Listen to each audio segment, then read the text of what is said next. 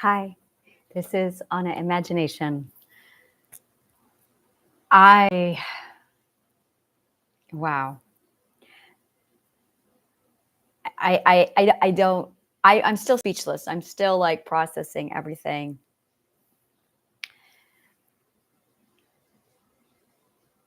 Words. There's an algorithm that we all follow. We all live on a line. Every one of us lives on a line. And either you're aware of the line or you are not. And the people who are on pilgrimages, people who are trying to heal, are in the discovery of the line, and they're trying to figure out the big picture. They're trying to sort things out. They're very confused. And some of them have worked through their confusion. It's stages of confusion. That's really a good way of putting it, is stages of confusion, because they're sorting out everything. And it's not until you get to the end, you step out of it, and then you can go, oh, that's the big picture. And I talk about it a lot, the big picture, and then there's the ultimate picture. And every time you integrate, it's the coming together of all of your knowledge, and then you can stand outside of it. Imagine, it is false to think that we are living life on the outside. We are so inside, it's disgusting. And we know that we're inside, but we don't know that we're inside. So we are inside of life trying to figure out what we're inside of. That's really what this is. We are inside of life trying to figure out what we are inside of. And no one really knows what life is or looks like. Now, there's the experience of it. And then there is the observation of it. So you have the experience and then you have the observation. And these are two absolute points of observation points. You can either be inside of it or outside of it. And this is really it right here, is they're observation points. I'm going to call them observation points. And you can be observing it from the inside or from the outside. Now, if you are observing it from the inside, you're experiencing it. If you are observing it from the outside, you are not experiencing it. It's a dichotomy. Either you're experiencing it or you're not. And this is where you hear references of, are you a spectator in your life? Are you inside of it? And these lines, are you a spectator of your own life? I remember being a child hearing that, going, what does that even mean? Well, this is what it means. What it means is you are basically a participant, but it's not a participant. It's not a participant. They make it sound like a sport, don't they? What it really is it's the understanding that you're inside of something or you're not. So imagine you were born inside a fishbowl, because you were born inside a fishbowl, but you don't know you're in a fishbowl. You are just looking around and you might see A, B, C, and you see the system, and your parents are part of a system. You're in a fishbowl and you're trying to figure out what's going on. And you can't figure out what's going on because you're inside the fishbowl. It's like living inside. It is exactly like living inside a single point, not knowing you're inside of a point, because when you're inside the point, you don't know you're inside the point. And you're trying to figure it out, and you're dissecting it and you're exploring it. But when you finally come outside of the point, you can go, oh, I was inside a point the whole time. And that is when you step outside of it and you can see the ultimate picture of what's going on. There is a delusion that, okay, now I understand what's going on. And then it takes you a while to realize, oh no, you're just standing inside another point. So it's more like I'm going to say it's exactly like a bullseye, a target, except the target is, well, there is no word for this in the abstract world. Let me think about this. It's what you would call three-dimensional, but that's not what it is. Not at all. Not at all.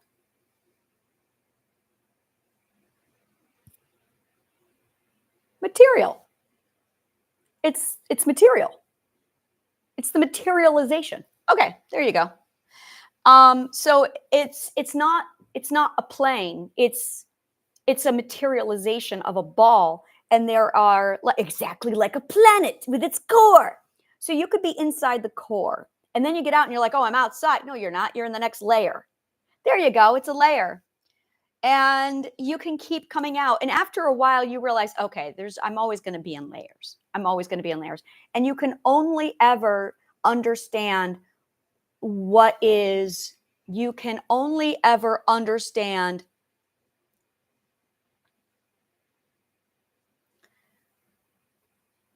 the points of integration you have left behind. That's what it is. You can only ever understand the points of integration you have left behind. So when you disintegrate, you're stepping out of it to look at it and go, oh, this is reverse engineering. This is exactly what it is.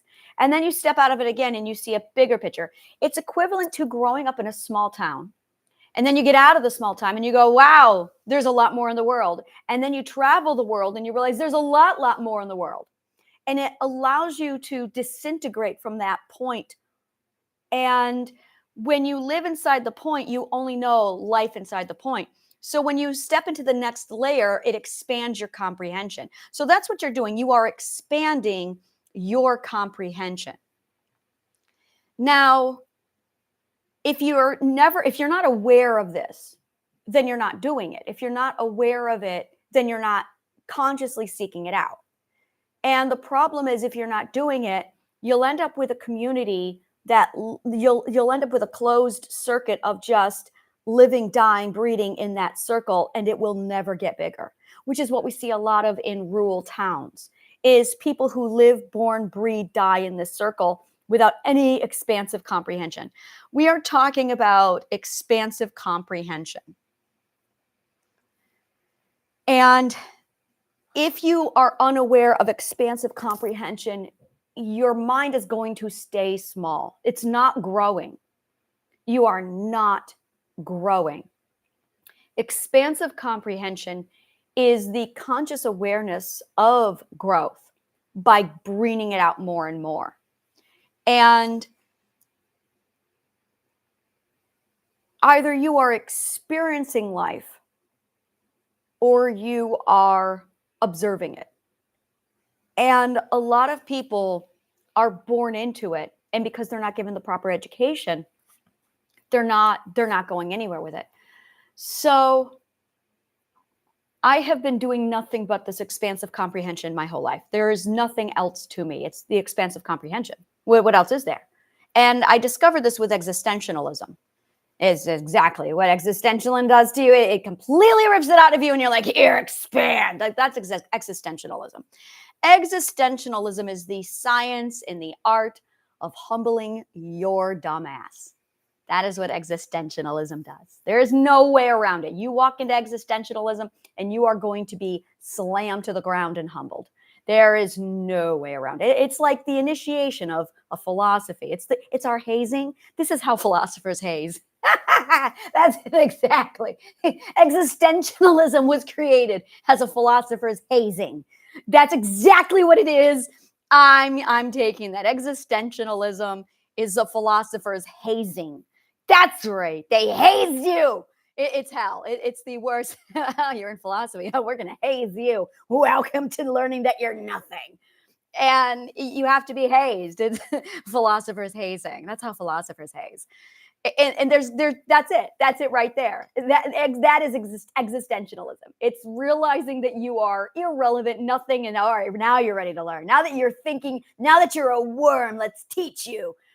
And you become aware of this, of the expansion, of the expansive comprehension.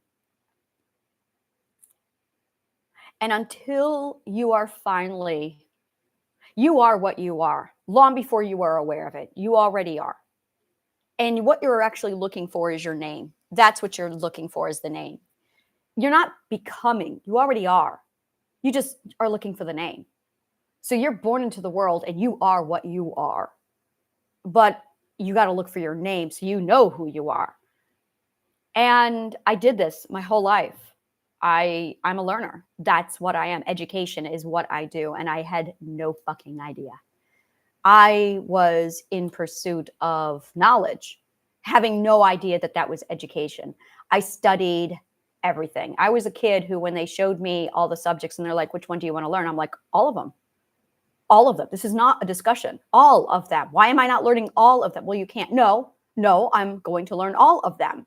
I'm not going to choose. I love them all equally. I want to understand. So there was never a, you can't know, you can't, I'm going to learn all of them. And it was something I never talked or discussed with anybody because everybody was like, well, you got to pick one. No, all. Why is this hard for people to understand? All? Why would I choose favorites? And Plato gave me that path and I was able to just go right through it. And that's the algorithm. What Plato really gave me was the algorithm for learning. That's exactly what he gave me, was the algorithm. So there is an algorithm for learning. It is part of algebra. It's actually learned in algebra. And, well, it's taught in my algebra. It's not taught in the world's algebra. And I learned this. I went through the process, and it was like, it was, you do it for so long on an intuitive level that you don't know you're doing it. That's the apprentice stage. And I'll tell you what this is.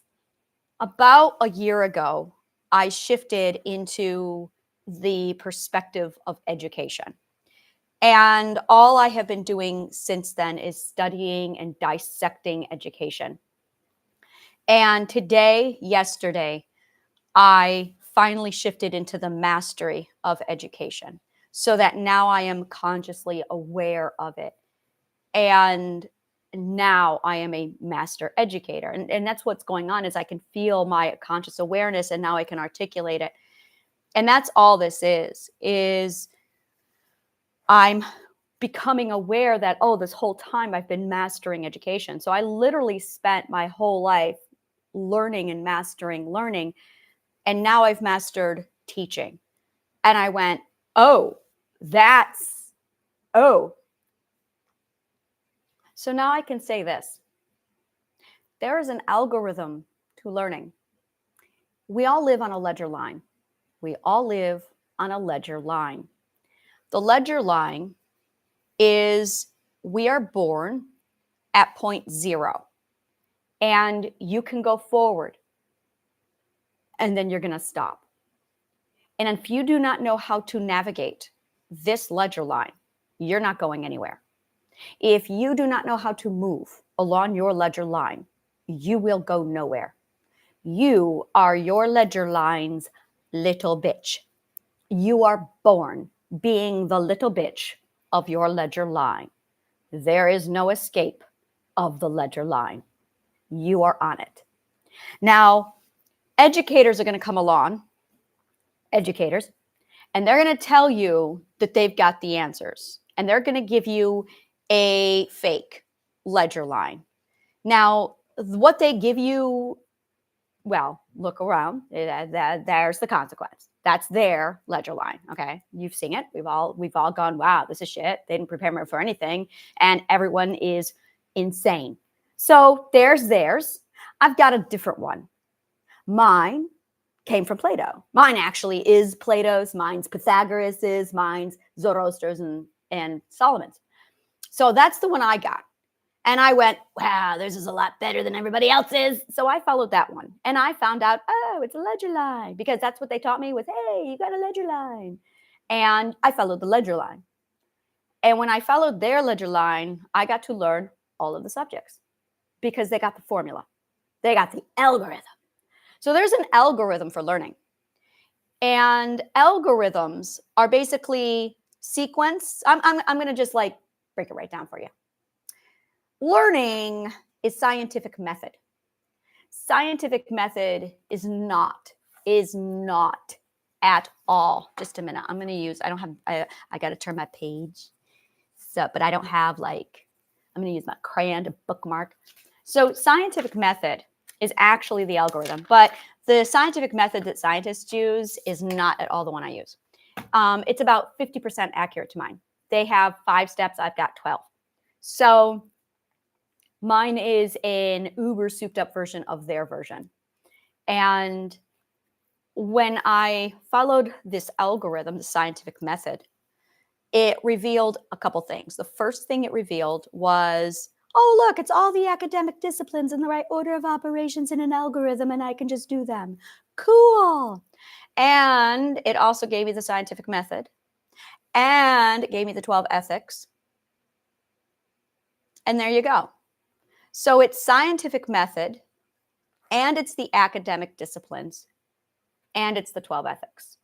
And when I did all of that, I also found out that it's an algorithm for all of learning. And I found out that it is 1/4 of the Fibonacci sequence.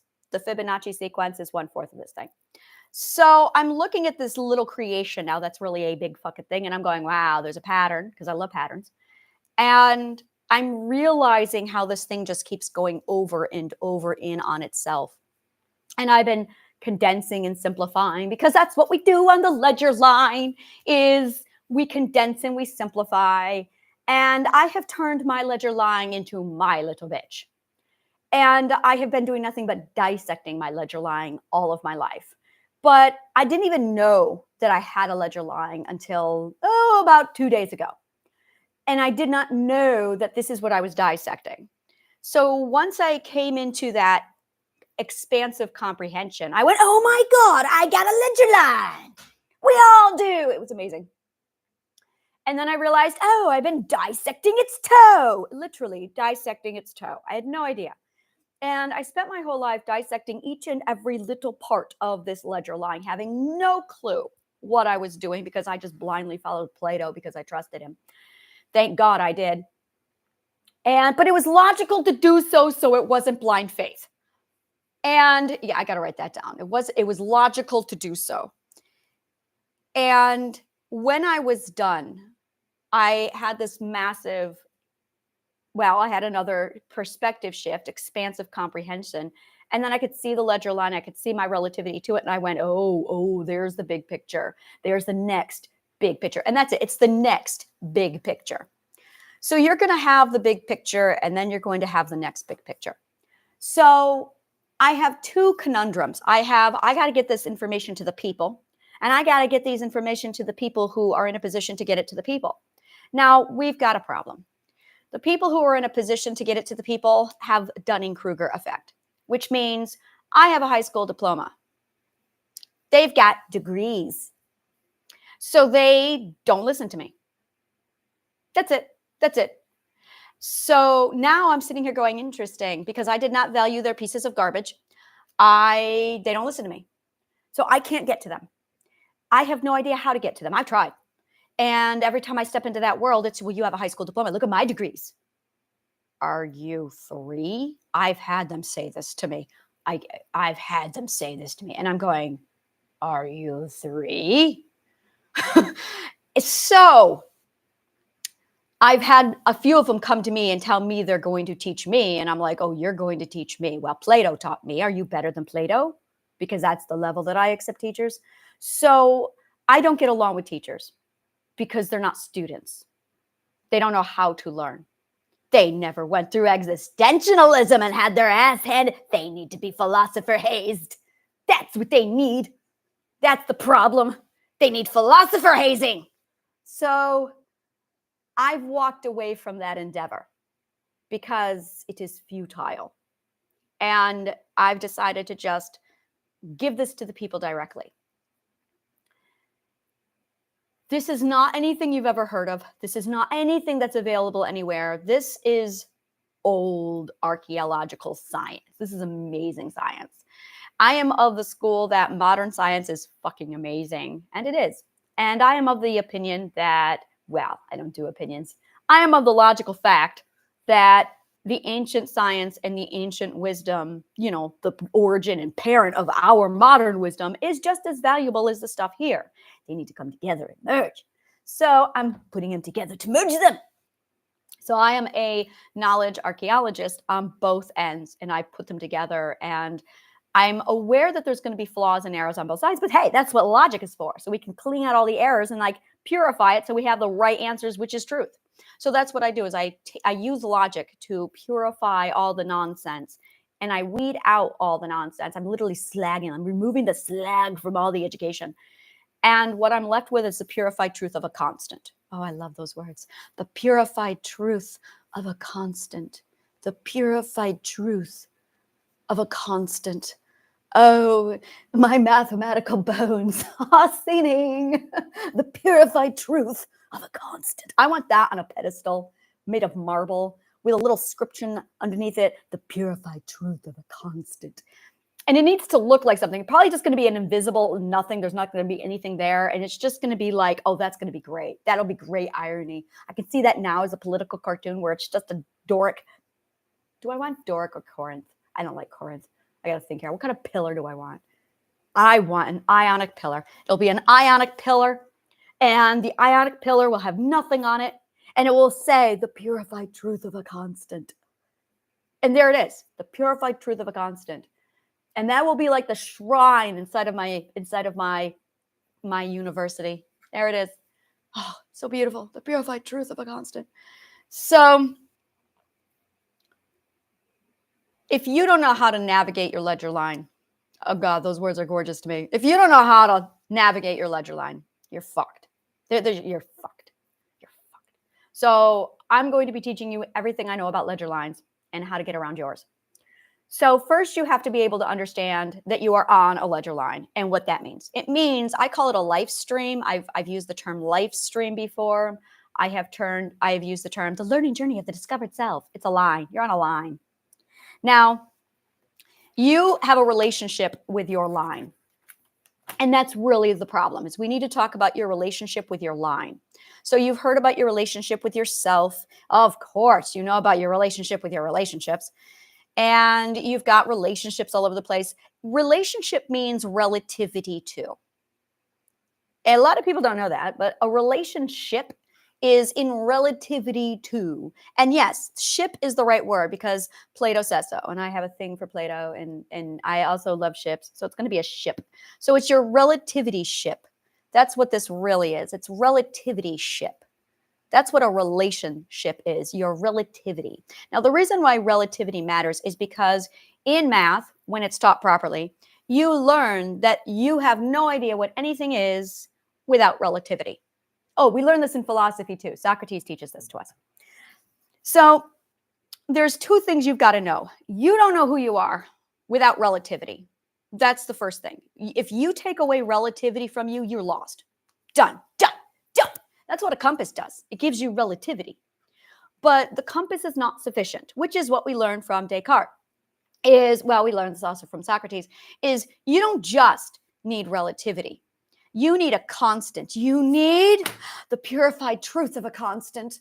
So that's what you need. I gotta highlight that with my crayon. Because that's my favorite thing in the world. I don't have highlighters. Crayons. So the purified truth of a constant, that's what you've got. So you need relativity and you need your constant. Now, Socrates and Stephen Covey both talk about the constant. They sit you down and they go, all right. So you need to know about your constant. And I'm going, no, guys, you're ahead of them. You got to start at the origin. So let's talk about the origin. Because origin is not the same thing as parent. That is a big misnomer, and it's probably the biggest problem that we all have in our life, is we think a parent is an origin. No, it's not. Because I had parents. Did you have parents? You probably had parents. I'm going to go on a limb and assume that you had parents too. You had parents. I had parents. But prior to parents, we have heritage. Heritage. This is what heritage is. Now, I'm Irish heritage. And I'm also English heritage, but that's not nearly as strong as my Irish. I do have Scottish heritage. I have Viking heritage, but my Viking heritage is ancient and it's woven into my English heritage, which is all that England is really all of the heritages of all of the UK just merged into this puddle. Yeah, so I'm all of these things. And I also have some German, but I do not identify at all with my German heritage. Now, it's in me in my DNA, but it's not turned on. So let's talk about heritage because that's your origin. And if you lose your origin, you're going to be like, oh my God, who am I? And it's going to be like really messed up for you. So there's a difference between your heritage and your DNA. Your heritage is what is turned on in your DNA. Your DNA could be turned on or off. For instance, I have monkey fur in my DNA. So do you. I've got webbed fingers and fins and gills, which means I can evolve into a mermaid because I have gills. And I just got to know the right sequencing in order to turn them on. I'm going to be a mermaid. Okay. So you have DNA and you have heritage. Now your DNA can turn on and off. I remember this one book I read. This is a science book. I love this science book. It was called Woman. And I really hated the book in one level because she was very, very misogynistic. Or not misogynistic, misandric. She hated men and it came out in her writing. Hated that book for that reason. But she talked about 3 sisters who were born and raised in Brazil, and their DNA had something turned on that everybody else has turned off. Monkey fur. They had the fur that covers our skin like millions of years ago was turned on. And these 3 sisters, the gene was turned on. And one sister had a very light fuzz. The other sister had a full, thick fur coat. And the other one had medium. It was literally all 3 stages. And they would shave it. The one of them didn't. They're like, whatever. And she talked about the psychological damage or the psychological upset of these 3. That book was really heavy on the science now that I think about it. It was like full biology, chemistry, and this is cells and DNA, and beautiful book. And it was breathtaking to see these 3 women. And there was no pictures, but it was just the genetic code of what was going on with their DNA. And that's where she explained in depth that your DNA code is all there. It's complete. Now, whether or not it's turned on or turned off, it's still there. So that's your DNA.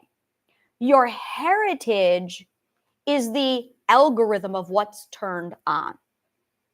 Now, there's another thing at play here, and I'm going to get into that. But let's start just with DNA. So the first question, is it a 1 or is it a 0? Which is computer talk and logic talk for, is it on or is it off? And that's all you got. On or off. I like to think that the 0 is an O for off, and the 1 means it's on, which really doesn't make any sense because O begins both on and off, so never mind all of that. So I don't know why, but open, close, that makes sense actually. Open, close, so let's go this way. So it's not on, it's open. So O for open, and the 1 means closed. All right. So think of it that way. So you have a barrier or it's open, barrier, open. All right. So 1 and 0, that's your DNA.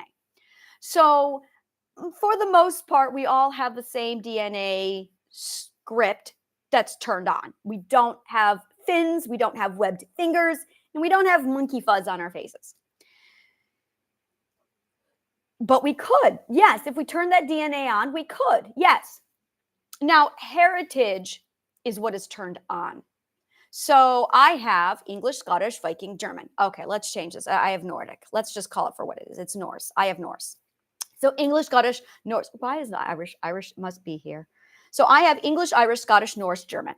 That's it. That's all I am. I am white. In this combination and ratio, I am all white. Like literally, this is all I got. I am so England with German. My German's turned off. I mean, it is off. It's off. I do not feel any of it in me. I do not identify as German. It is not there. It's bizarre because in my father, it's turned way on. Actually, he's mostly British, but it's turned on. But for me, 0. I got none of it. Not there at all. Now, my Irish is turned on 100%. My Scottish, okay, so I have a serious thing happening with the bagpipes. I cannot explain it to you. It's the most beautiful thing in the world. This is like, oh my God, they are the most gorgeous. There is no sound in the world more beautiful than the bagpipe. Fuck you all. It's a gorgeous sound. I cannot explain it. It's like mother's milk to me. I love the bagpipe. I was very confused when I found out that the bagpipe was not Irish because my mom's going around going, oh yeah, we're Irish. And we are. But I'm going, so where are the bagpipes coming from? Because those are not Irish. So I have X amount of Scottish in me. I have X amount of Norse in me. And I got a whole lot of English in me. Now the English, so it's a ratio. It's a ratio. I got a whole lot of Scandinavian and Celt in me, basically. So that's my heritage. Now, your heritage, if you have siblings, is not going to match your siblings, because this is where your code is going to differ. Now, for the people who are going, but I'm not any of those, I know it's not in my DNA, and I'm really attached to it. There's one more factor here. This is beautiful. So that's your DNA, that's your heritage, and now there's this other factor, and that is your educational system. So we're going to talk about your educational system, because this is where it gets amazing.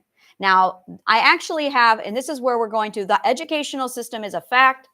There's one other thing here, and this is an hypothesis. So the hypothesis is the partner bonding. We're going to say energy partner bonding.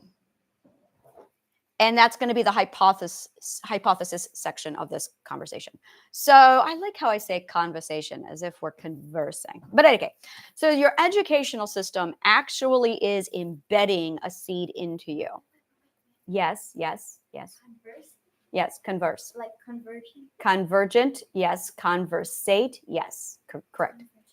Convergent, well, you'd have to, well, con means with, and then verge means come together. So coming together with someone is converge. Google the etymology. I'm in the middle of a class. She's like, this is the class. She wants to dissect the etymology of the word converse and converge, and she's noticing linguistical connections between linguistical. Is that a word? Linguistical? Linguistic conversations between them. So education system. Your education system integrates a culture into your system.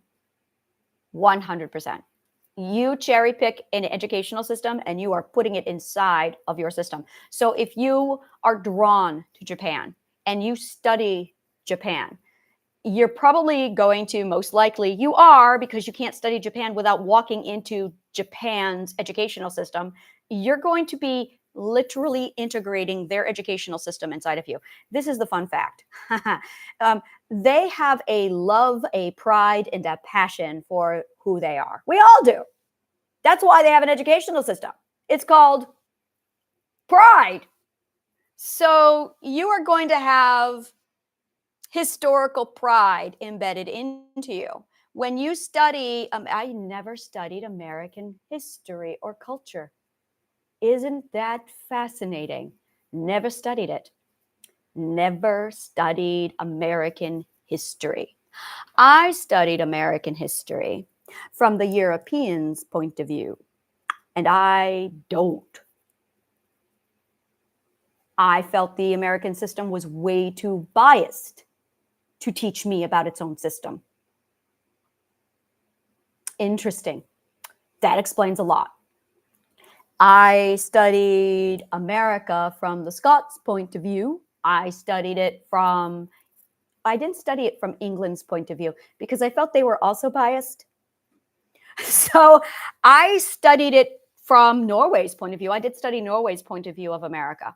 I have studied every country that I could get my hands on of America's point of view. I would not listen to it. I don't want to hear what America thinks of itself. I did not want to hear what England thought of America because, sides.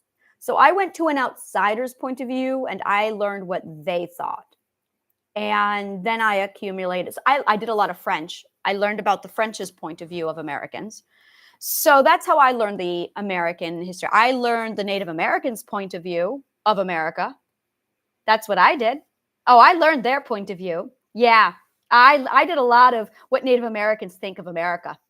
That's probably why I feel the way I feel. Like I said, when you cherry pick who teaches you, you are adopting their pride into you. Yeah, I did a lot of Native Americans. That's it. I studied American history from the Native Americans' point of view. It was about 2 years of my study, and it was the entire Native American region. Because I'm going, well, wait a minute. If I want to learn about America, I'm going to go to the source. So I went to the source, which is Native Americans, because it's their fucking country. So I studied America from their point of view. So I have my opinions, beliefs, thoughts, and feelings on America. Yeah. So that's where I got my education on America. was the Native Americans. They taught me about America. That's right. So when you cherry pick which educational system is going to be embedded into you, you are adopting their mindset. So I chose ancient Greek because they knew fucking shit about education and wisdom. And I went, dude, now they know wisdom. Now, this is where the ancient Greeks crack me up because they signed it. They're clever. When you know about education, you have the ability to sign it, which means, okay, so this is what the ancient Greeks did. There is the algorithm, which is what I'm going to be teaching you. And then there's the heritage and the culture. They took the heritage and their culture, just a little bit of it, and they embedded it right into the algorithm. So when I learned their algorithm, I got ancient Greek inside of me. So I feel like I'm from ancient Greece. I study ancient Greek and it feels identical to my Irish heritage. I feel like I've got ancient Greek heritage inside of me. So if you take I'm interested in Japan, and you step into Japan and you study Japan, you are studying, all the sources you are studying is literally from the Japanese sources. And now you're going to have a passion and you're going to feel like you are Japanese. I remember this one episode of MASH. I love MASH. And it was, I think, maybe the fourth episode. It was season 1. And it was when they did their chain reaction that fell apart because Frank's an asshole. And well, that does not narrow it down, does it? Because Frank is like an absol and like okay, let's try something different. It's the one with the dentist. And he's got to work on someone's tooth. And he won't work on the tooth unless he can go to Tokyo. He has a conversation in that episode where he says, I swear I was adopted from birth and I am a Japanese student and I belong in Japan. And it's been my life dream to go to Tokyo. So the whole thing is we want him to work on this tooth. So we want to get him what he wants. So they have to go on this whole thing of, hey, can you do this so he can work on his tooth so he can go to Japan? But in order to do that, basically everyone has a reaction and it sets up this chain reaction. But the way he talks about Japan is really a highlight because this is it right here. He doesn't understand why he loves Japan. He's not Japanese. And he's like, I don't know what's going on. He learned the educational system. It starts off with an interest. I started off with an interest of, story, ancient Greek. Okay, all right. So there's also a lot of ties of Ireland and ancient Greek. Like I cannot begin to explain how deep this goes. And also with Norway. So it's probably my Irish and my ancient, my Norwegian heritage where I'm looking at Viking. I need to clarify it's Norse because I came from Normandy and then we came over in like 1066. And I was able to track my heritage back to 1066. And I'm like, so it's Norway because of Normandy. And so I was able to track it back that far. And I get into, well, basically they had a lot of influence from ancient Greek. There's a lot back and forth at that time period. So it embedded into my heritage. Drove me over to the ancient Greek mythology. And then I studied more of that and that just grew and expanded. And then when I found their educational system, I devoured it. And now I feel like I'm walking around with as much ancient Greek heritage as Ireland. It's amazing. It's amazing. So when you study an ancient or an educational system, you are literally selecting what culture, what heritage you want embedded into you. So there's the integration heritage. So you have your DNA heritage, and then you have your integrated heritage. And I'm going to tell you right now, there's no difference. There is no difference. Once you integrate an educational system inside of you, it's in you as if it were your heritage. Same thing. So that is why a lot of us feel like I'm not this, but I belong there. You belong there. You've integrated it. It's part of you now. You've added it to your DNA code. Now, DNA stands for a really long-ass word that I'm not going to try and pronounce. So it's not literally DNA. It's more of it's like your DNA. It's because your DNA code is literally this long-ass chromosome. It's inside of a chromosome, and it's really fucking ass long. It's like this long of a word. I'm not going to try and pronounce it. It's got like 83 letters inside of it. So there's no word for this. It's more like your metaphorical DNA. That's probably or your intellectual DNA. It's your intuitive. Oh, that's a great word. It's your intuitive DNA, your intuition DNA. So that's a really great way of putting it, your intuition DNA. Now, you're going to have another one here, and this is where we're going to step into the world of hypothesis. Energy does not die. It does not get created. It is forever here. It is neither created nor is it destroyed. It's on a cycle, which means the energy inside of you has always been there, will always ever be there. And it's ancient. It's much older than you, which means if it's sentient, I believe it is, then that energy is absolutely alive inside of you. Now, the part where I said that it cannot be created or destroyed, that's fact. Hello, physics. That's physics. It's fact. But the part that I'm hypothesizing is whether or not it's sentient. I believe it's sentient because, hi, I'm sentient and I'm made up of pure energy. So I believe that energy is sentient.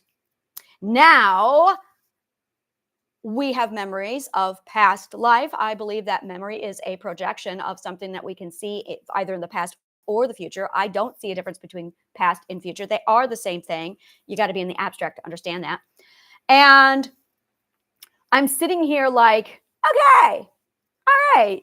I got the sentient energy that's immortal, and I can see and have memories all the way back and all the way forward. So I've got my past and my future memories merging together with this sentient, immortal energy. I was married in a former life to somebody, and we call that partner bonding. Now, my partner bonding is literally, well, Latino. There's just no other word for it. And I have felt this since I was maybe 4, definitely 8. By the time I was 8, I was obsessed with everything Latino. Now, I don't have a drop of it in me. I have never studied it. Never studied it. It's just this severe passion, like on a level. And I've been trying to figure this out for a while. Now, once I got to my most recent academic discipline of reverse engineering, which is relationships, and I reverse engineered all of this. It's located in Try to Healing Part 5. I broke it all down and I went, oh, so hypothesis, I was married to somebody Latino lifetimes ago, and that just keeps cycling over and over and over again, which explains why I have Latino corazon.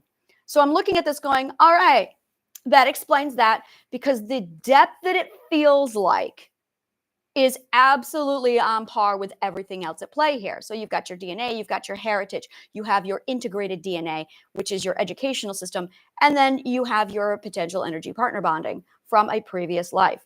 And it feels the same way. So I have this ancient Greek, this Latino, and culture that makes no sense. Well, I mean, it does now. It makes perfect sense, especially with the ancient Greek. But this one anomaly, and I'm going, yeah, but what about this? And this is literally the only simplification and the only answer I've been able to Occam's razor into comprehension. This is the only thing. It's like, this is it. It feels like half of my DNA was removed, and not DNA, half of my energy was exchanged for this other person, creating an integrated bond, which is exactly what takes place during the integration process. So I'm going, fascinating, interesting, really fascinating and interesting. So now we are looking at four origins. Origins. Now, we're not even talking about parents. We're just looking at the origin.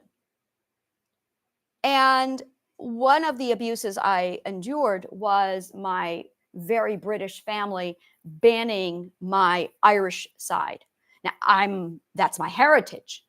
But because they're British, I suffered from inter-family racism on a level. So we had a Germanic coat of arms, we had British food, and any conversation of Ireland was banned. I wasn't the right white for my white family. So when everyone left and I was alone with my mother's Irish.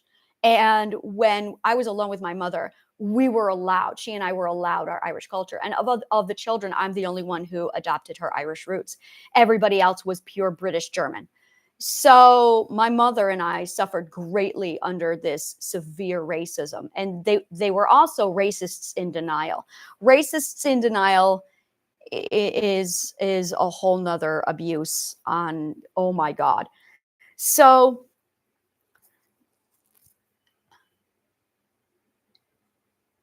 this is your origin. This is your origin. It is really fucking real. And I'm going to be really ugly about this, but white people have mastered the art of severing a person from their origin. Really, they have. It's like, it's our culture. It's our tradition. Oh, you're here now? Let's sever you from your origin. Parents only. And as a result, there is a practice among white people where we literally break off the parent and the origin. We throw them away and then we're solo.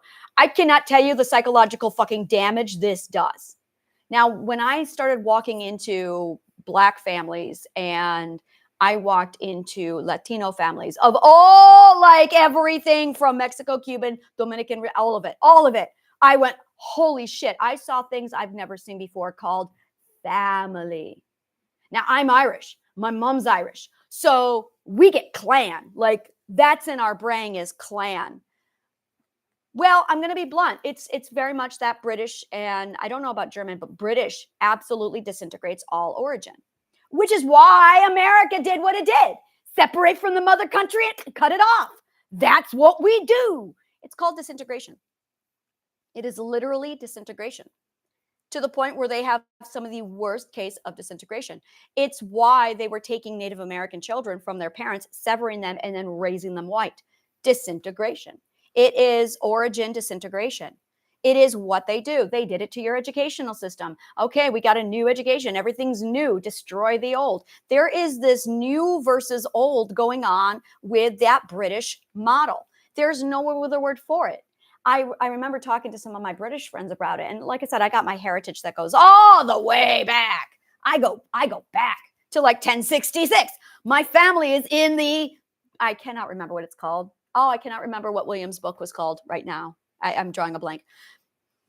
Oh, it's the book that William walked around and he recorded William the Conqueror. He walked around, recorded everybody's information into it. And I cannot remember the name of that book. Really fucking famous book. And it's just losing my mind right now. But my family's in there. That's how I was able to track my family back as wow. So that all being said, it is a long history. Now, when I spoke to my British friends, they don't do that. They don't do any origin. They don't track their parents. So there's the origin, and then there's your parent, and then there's your family. And understanding your relativity to your origin, your parent, your heritage, your integrated DNA. These are all factors of who you are. These are all factors. These are vital to knowing who you are. And denying them, and this is where you're going to get into a lot of family racism. There's interfamily racism where, oh, you've got to, and we see this with women where you marry into a family and the woman is expected to abandon her heritage, which is exactly what happened with my family. My mom married into an English-German family, and no, you're not Irish anymore. You're British and you're German. And it was clear, oh no, fuck you, I'm Irish. And it's the denial of your own heritage. And I remember, like, I went through, it was very abusive and really hard to learn how to deal with that kind of racism, knowing that my father hated my guts because I'm Irish, because I'm everything he fucking hates. I am the epitome of everything my father hates. And so it's this understanding of where a person is and separate to the expectations. It's truly interracial or interfamily racism. So, and we look for that logical comprehension. We need the logical understanding of why our origin is what it is, why our heritage is what it is. And it's the defining core of who we are. It's the foundation. Your origin is the why you are what you are. This is so vital to everything. Your origin is the why you are what you are. I thought my love for education was trauma-based. I was convinced of it until I found out that I am Irish, that, oh, I have a heritage. And then I learned, I'll tell you what did it. It was Anne with an E. That's what did it. I was watching Anne with an E, and the girl is pure Irish Scottish. And I think she's Scottish. And I watched her and I just went, oh my God, she's just like me. I am Anne with an E. That was me as a kid. I am 100. That was me as a kid. That was me as a kid. And to watch this girl with the exact same characteristics. And I mean, like a couple months ago, I was watching the show, and when they planted her, when she realized she was Scottish and she started to do research in her heritage, she found out that all of these oddities were actually part of the culture that she inherited. And you inherit your heritage. That is what happens. That's it. You inherit your heritage. What? Yeah. My daughter just made the connection of heir as in inherit. Yes, become heir to. Predecessor. Which is actually where we're going with this. All of this is in mathematics and algebra referred to as a successor or a predecessor. A successor is what comes after. It is the creation. A predecessor is what comes before. Every predecessor passes on a foundation to the successor. This is math. This is algebra. This is ledger line. And thank you for that, Liz. That was a great segue right into this. This is it right here. Is when you're building your ledger line, you are a successor from your heritage. That's what this is. So if you don't have your origin, you don't know what you're successing. You don't know what you're succeeding. Oh, look at that. Successor, success, succeed. Words tell the truth. You want to know the truth, look at the words, which is why narcissists attack them, because they reveal the truth. Successor, succeed, success. You are successful when you take your heritage and you pass the torch. That's success. We all have the desire to pass the torch. Now, there are a number of ways you can pass the torch. You can pass the torch through genetics. You can pass the torch through intellect. You can pass the torch through an educational system. You can pass the torch through marriage. Those are the three ways you can pass the torch. And people who are success-driven are seeking to pass the torch. Now, if you don't know about this, and if you have a significant unresolved issue, you're going to project this concept onto other materialistic things and never feel satisfied because you have consumption. That's what consumption does. So when you are looking at your predecessor, your successor, and where you are in this lineup, now you're talking about relativity to something, which is why we call this your relations. This is why, is because you need to know your relativity in the predecessor-successor lineup. You need to know your origin, because there is a core piece of your origin that's passed right down that line. Now, if you don't have a good family, I didn't. If you don't have good parenting, I didn't. You're going to be severed. And if you're white, most likely, you are going to be severed from your origin, your heritage, and your parent. And you're going to wander the wilderness going, who am I? What am I? You need to go back to your heritage. And your heritage is the parts of you that are already embedded inside of you that you love. If you are struggling with any kind of racism from that interfamily racism, and you were conditioned to reject a part of you because your parents didn't like it, your parents are fucked up just like mine were. And it's an understanding that your parent is not your origin. Your parent is not your origin. And this is the part that every person struggling with psychology really needs to understand. Your parent is not your origin. These are two completely different things. My origin is Ireland and ancient Greek. Compliments of Plato, and possibly from my Irish heritage, where there's a lot of connection between ancient Greek and Ireland. My origin is the UK, and my God, does it reek of it. Now, there are attributes of every heritage, gorgeous treasures of every one of our heritage. All heritages have nuggets, gold, the best of the best. Ireland is story story, bards. The whole fucking country is nothing but a bunch of bards and they know it. And play. That is all we do. Story, bards, and play. They are the epitome of the grasshopper. They are the grasshopper. I come from a whole island of grasshoppers. That's all we do. We play, we sing, we dance, we drink, we joy. Like, that's it. We party. I come from the land of partying. That's what I do. It's an infinite, eternal, long party. You're poor, who cares? We got a party going on.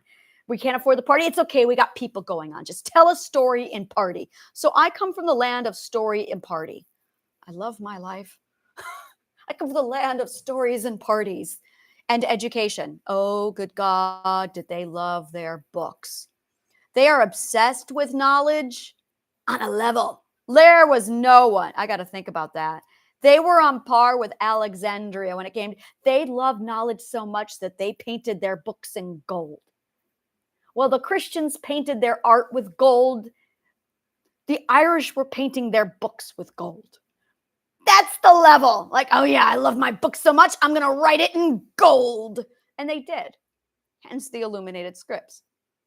So knowledge, story, and party, those are my people. This explains everything about me. I just got to say, story, party, and knowledge. See, my heritage. This is it. Your heritage is going to shape you. On just deep. It's beautiful. It's beautiful. That is your heritage. That is your origin. It's the thing that you want because your heritage says so. It's all of you.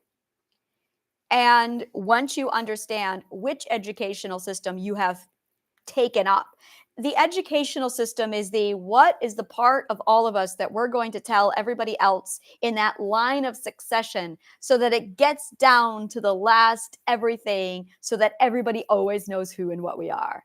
What are the highlights? That's what it is. The educational system is the highlights of how awesome you are. And it's the most important parts that must be carried down. Now, this is where current educational systems fuck this up because you've got the important highlights and then you've got the dissecting details. And I really want to talk about this because this is the part that master educators have figured out. There's going to be the highlights and then there's going to be the dissecting detail. Knowing which part to highlight and which part to dissect is vital in your education. You do not want to dissect everything. You do not need to dissect everything. You do need to highlight everything. So highlighting everything, you basically want a sample. So I love this one example. I went with my partner to this event. It was in an it's International House. We went to International House in New York City. And it's literally all of the countries gathered together. I'm going to tell you right now, this event inspired a lot of my educational ideas. It was literally a smorgasbord of learn the food and the cuisine and the culture of every culture in the entire fucking world. So we were able to walk through and sample everything. It was funny because I got to the Jewish table and my family is like, my aunt married into an Israeli family, born and raised in Tel Aviv. So since I was 10 years old, 12, since I was 10 or 12, I have been like raised in the Hebrew Irish or the Hebrew Israeli culture, like saturated in it. I know the food. So when we walked around the tables and we sampled everything, I got to that table and it was very familiar. It was like, I know all the food here. And it's amazing that it was like, it was just very familiar to me. Now it's not integrated into me. I'm educated in it. It's interesting because I am educated. Oh, I am educated deep in that culture. And it's not in me. It's not in me. I didn't integrate it. I learned without integration. This is fascinating. I'm going to have to dissect this. Oh, I studied. I sat there with all the books of the Holocaust. It was a timeline, full, everything in the family up to that point. And then the timeline that shows the entire family tree that did not survive the camps. And I spent an entire summer just studying the genealogy and the history of World War II in my uncle's home. His mom and dad, who I've met, are Auschwitz survivors. So to say I've studied their culture and their history is an understatement. While everybody else was studying World War II in school, I studied World War II. And I learned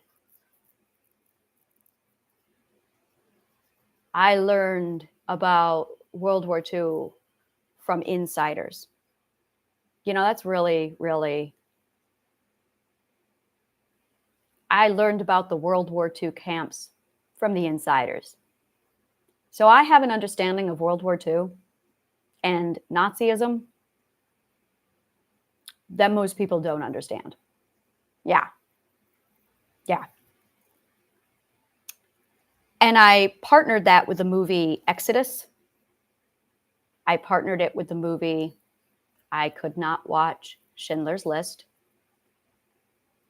I made it 30 minutes in and said, nope. And I devoured so much literature, movies, everything on World War II. And then I studied World War I to figure out the chain reaction that led to World War II. Like, I have taken that topic on a level. So there is dissection of detail, and then there's the highlights. And I'm going to say again, none of it integrated into me. That is extraordinary. Why would one thing integrate in education, but not another? Fascinating. It did not integrate. Oh, that is really fascinating to me. I'm going to really dissect that. That's really fascinating. So, understanding when you need to dissect and understanding when you need to highlight is vital to your education. And a teacher must highlight. It is not up to the teacher to tell the student when it's time to dissect. That is not their job. It is the student who decides to dissect. It is the teacher who must highlight. So what you want to do, per the International House, is you have the ability to go in and explore and examine. And I walked away with like 5 countries where I'm like, yes. And I wanted to devour and learn more. And then I was able to take those 5 countries and then sit down and just dive deeper into them on my own time. And because I had studied so much culture and heritage, I was able to be able to sample their food and really dive even deeper. It was a beautiful experience. It was wonderful. And yeah, Israel was so funny because when I got there, I was like, my people. But like, it was nostalgic. That's the word. That was it. It was just nostalgic. It was like I was raised on this food. We had Israeli dates all the time. So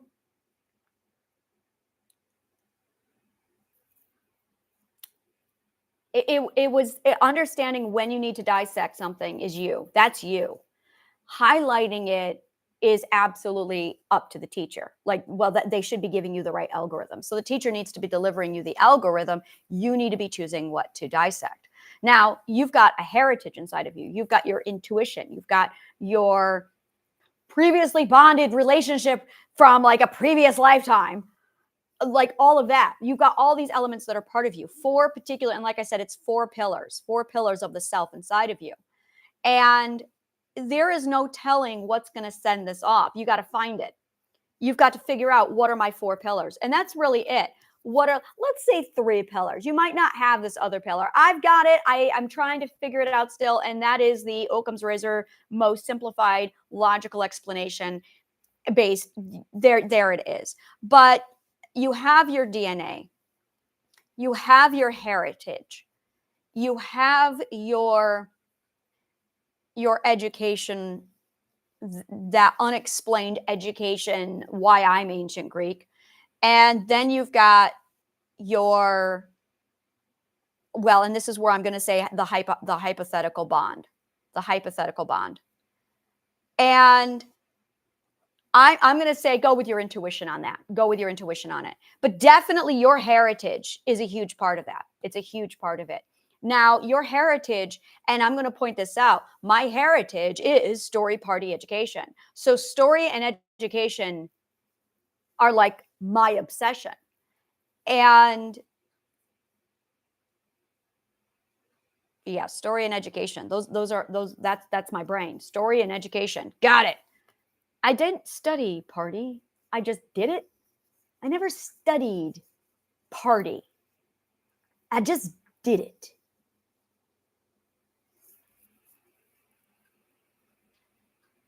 That would be the theater also.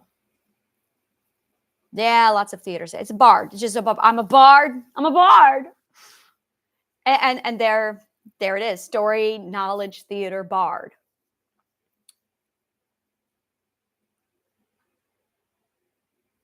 So when you walk into your educational system and you're 5,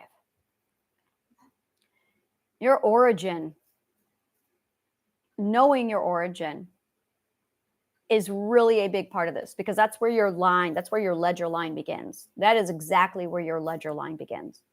And your ledger line is going to take you out. It's going to take you so far. But if you're not aware of it, you're dead in the water. You're going nowhere with it. So that there it is. There it is right there. There it is. Your ledger line. And your ledger line begins with your origin, which is your heritage. And this is all about your relationship between you knowing that you had a predecessor and your successor. So now when you are looking at your shit parents, and this was really hard for me to overcome, is my shit parents. There's really my shit parents. It was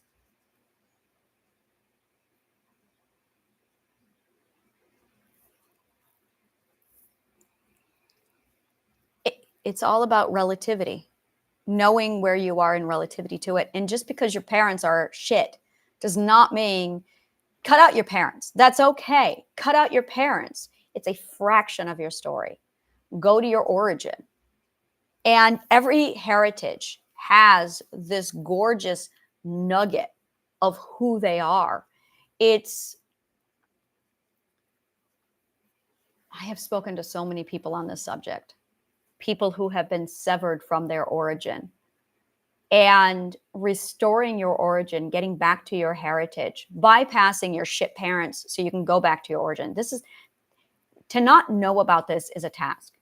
To know about it simplifies everything, because your culture, your heritage it's there. And once you know who you are, once you know and this is where do a DNA test, figure out where you are. And don't look at the country's politics of the day. Look at their history and what they're known for. Now, there's going to be some cultures where they're a warring culture. Look for their art. Look for their food. Look for their books. Look for their invention. Look at what words they invented. Look at what they created, not what they destroyed. Look at what they created, not what they destroyed. And when you break it down that way,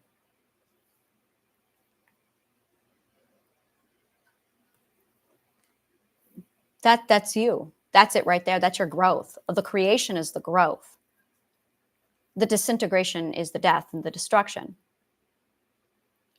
And there's 2 sides of disintegration. There is the disintegration for reverse engineering, which is dissection. And then there's the disintegration for destruction. So either you're dissecting or you're destroying, and these are not the same things.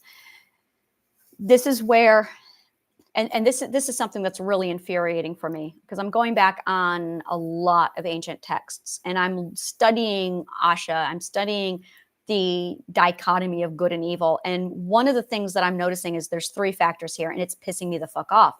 There is dissection, and then there is growth. And everywhere I see dissection, it's the learning process. It's the reverse engineer. It's the let's disassemble this so we can put it back together again. That is not destruction. And then there's destruction, which is war, which is death. Destruction is vile. It's a poison. It's a toxin. It's a virus. Dissection is learning. And people have mistaken dissection for destruction. And they go, oh, it's the dichotomy. You need both. No, you don't. You do not need destruction. Destruction is when dissection gets contaminated. It's literally a mutant. So there's a mutant, and then there's the dissection and the growth. The dissection is the disintegration of my awesome, uber awesome thing. So you've got Plato's point, and then you've got disintegration, and then you've got reconstruction, and then you've got Plato's point again. But destruction is a completely different formula. It's a mutant. It's literally a cancer. It is the cancer cell. It is the same stuff that cancer cells are made out of. It is literally what makes cancer. So it's like saying, well, you've got life and you've got cancer. No, you don't, you dipshits. You don't have life and cancer. Cancer's an anomaly. Cancer's an anomaly. Do math. Learn math. Cancer is an anomaly. No. What you have is apoptosis and cell mitosis. Those are the opposites. So you have, I'm going to explain this to you. You have apoptosis, and then you have mitosis. Mitosis is growth. Apoptosis is dissection. It's literally the disintegration and the breaking down of something, which you need. Then you've got cancer, which is just fucked up. Cancer is when your apoptosis gets into your mitosis. You don't want apoptosis in your mitosis. That's a mutant. So you've got mitosis, you've got apoptosis, and they've got this gorgeous balance. They need each other. Apoptosis is why you don't have webbed fingers anymore. It's because apoptosis went in there and said, oh, we don't need these. Let's remove them. That's it. Boom. Fine. Cancer's something else. So you've got mitosis, you've got apoptosis, and then you got cancer. And everyone's going, oh, but you need cancer with mitosis. No, dipshits.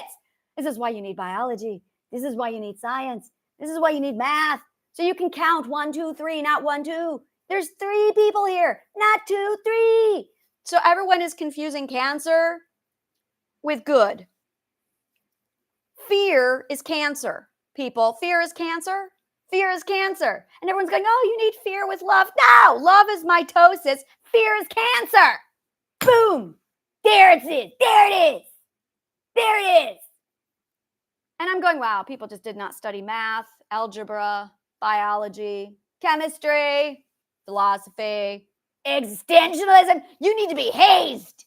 You need philosophical hazing. Philosophical hazing. Philosophical hazing. It's a thing. It's where all the wise people stand around and tell you how stupid you are. And no, they don't tell you how stupid they are. They show you how stupid you are. They show you, look at this. You are insignificant. That is existentialism. I'm going to show you how big the universe is so you feel small and insignificant. If you, literally, all seriousness, if you are struggling with suicide, do not study existentialism. You will not survive. Seriously, it is the biggest. If you struggle with suicide, do not touch existentialism. Do not. Please get help. I have an entire section just for that. I cannot say that in all seriousness. It is actually a warning that philosophers go through with people. I went through it with mine, where all of my masters were like, how is your suicide? How are you with that topic? Because you don't touch existentialism if you are struggling with suicide. You don't. Don't do it. You will not survive. It is not, people who struggle with that, under no circumstances do they need that. They don't. So if that is something you are struggling with, please do not touch existentialism. You don't need to. You've already learned the lesson. You've learned the opposite of the lesson. And what you need is self-esteem. What you really need is Dr. Nathaniel Branden's book, 6 Pillars of Self-Esteem. Truly. Do not touch existentialism unless you have a good, healthy amount of self-esteem. It is it is literally, it's important that you do that. I have information on my website for that. So that is something I do want to take time to say, this is not going to be for everybody. It really is not. And I have seen people study existentialism who should not have, and it's make sure you vet people properly, make sure you use discernment, and it's all about knowing your level of self-esteem and when you need that kind of lesson. And I cannot emphasize that enough. I really cannot. So that is my official, more than a disclaimer. It is like, truly, Dr. Nathaniel Branden's 6 Pillars of Self-Esteem. Beautiful book. Absolutely beautiful book. I cannot emphasize to you enough how much that book put me back together again. When you're on your ledger line, when you realize that you've got this ledger line that you're building, it begins with your origin, and understanding how to navigate this line is going to determine everything for you. Even becoming aware that you have this ledger line. You cannot escape the ledger line of your life. You cannot. It has an algorithm. And to not follow the algorithm is to immediately launch yourself into a path of mental illness. Mental illness is the abandonment of the ledger line. There is nothing else. You abandon that ledger line and you've entered into the world of mental health.